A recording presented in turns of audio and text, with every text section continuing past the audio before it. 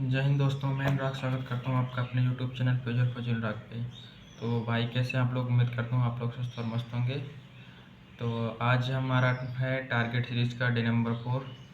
तो आज हम समझेंगे सब्जेक्ट वाइज कि हमें किस सब्जेक्ट में क्या पढ़ना है और कौन सा सब्जेक्ट में हमारा कितना कंप्लीट हो गया है।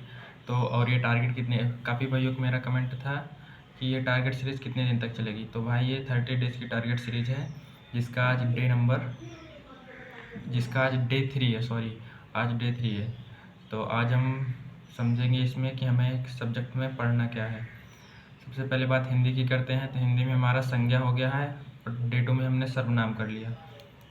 आज है डे 3। तो हिंदी में आज हम पढ़ेंगे लिंग, वचन और कारक। ये छोटे छोटे टॉपिक हैं, काफ़ी बर्डन भी नहीं होगा, हम इनको एक साथ कर सकते हैं।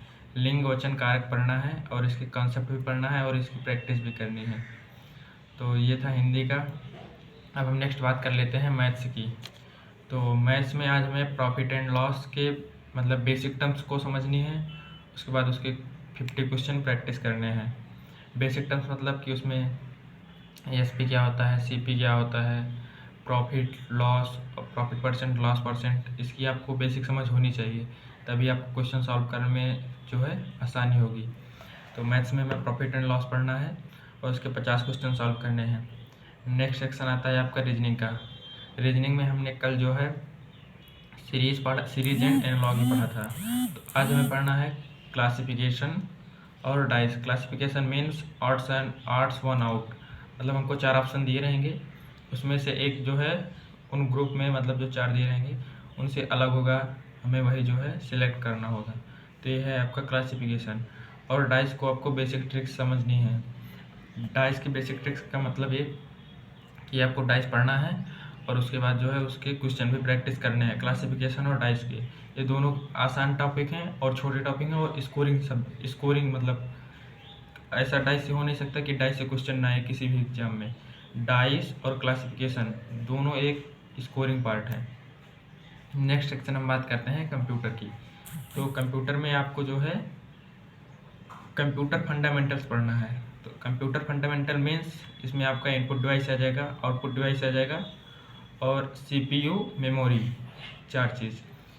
इनपुट डिवाइस के सारे इनपुट डिवाइस जितने भी होते हैं और उसका डिटेल पढ़ना है। इसी तरह आउटपुट डिवाइस में जैसे हमारे प्रिंटर, प्लॉटर वगैरह होते हैं, तो इनको पढ़ना है। और प्रिंटर के टाइप्स भी पढ़ना है। Daisy wheel printer, drum printer, मतलब impact printer, non impact printer आपका। तो ये सारे आपको पढ़ने हैं।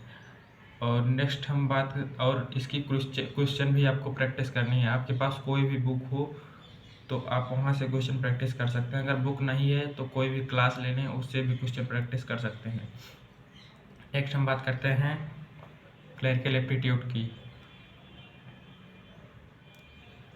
तो क्लरिकल एप्टीट्यूड में भाई आपको 10 synonyms, 10 antonyms, 10 one word substitution and 10 idioms and phrases, ये आपको करना है। ये आपको 10-10 डेली करना है। अभी हम 10 डेज तक यही लेके चलेंगे इसमें, जिससे हमारा इंग्लिश वाला जो पोर्शन होता है, काफ़ी भाइयों का कमेंट रहता है कि हमारा इंग्लिश का पोर्शन वीक है, तो इंग्लिश वाले पोर्शन के लिए ये बेस्ट रहेगा क्लरिकल एप्टीट्यूड में। अभी 10 दिन तक हम कर लेंगे तो हमको लगने लगे, मतलब वर्ड्स समझ में आने लगेंगे इंग्लिश में, जो सिनोनिम और एंटोनिम आते हैं उनको हमें कैसे अप्रोच करना है।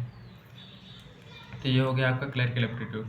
और लास्ट में सबसे एक महत्वपूर्ण बात कि हम एग्ज़ाम को ही फोकस करके चलेंगे तो ये हमारा मतलब पूर्ण रूप से हमें सफलता नहीं दिला पाएगा। हमें करनी होगी टाइपिंग भी।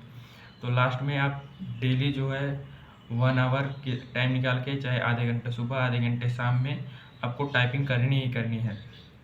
क्योंकि अगर आप टाइपिंग नहीं करेंगे तो कितना भी पढ़ लीजिए उसका फिर कोई औचित्य नहीं बनता। तो हम 1 घंटा टाइपिंग डेली करेंगे। तो टाइपिंग के लिए अगर आप भी बिगिनर हैं तो आप मतलब धीरे धीरे शुरुआत करें, ASDF सेमीकॉलम LKG।